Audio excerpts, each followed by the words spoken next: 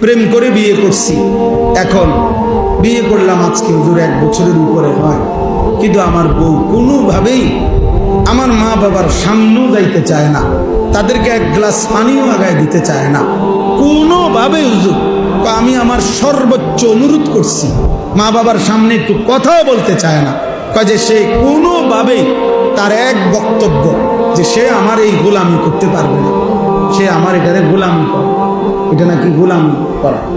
এখন আমি কি করবো হুজুর? আমি কিছুই বুঝতেছি না।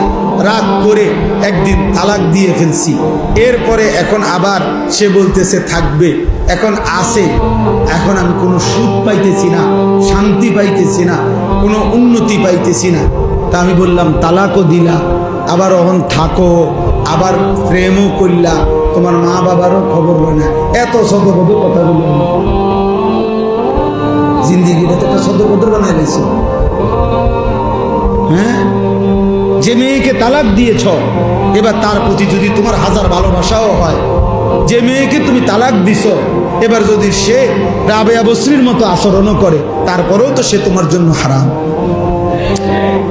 হারাম তাইলে এখন তুমি এটি ইচ্ছা কম কিচ্ছা, এখানে কাহিনী বলো কেন? বা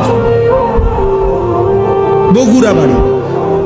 তাইলে আমি তখন তাকে বললাম যে ভাইয়া, নামও বলে দিছি যে তুমি অমুকখানে যাইবা, একজন মুফতি সাহেবের কাছ থেকে লিখিত ফতুয়া নিবা এবং খুব দ্রুত গতিতে বিচ্ছিন্ন, নাইলে জীবনটা তোমার আরো ধুকে ধুকে একদিন পথের কাঙ্গাল হইয়া একদিন ভিক্ষার থালা হাতে নিয়ে নিবে।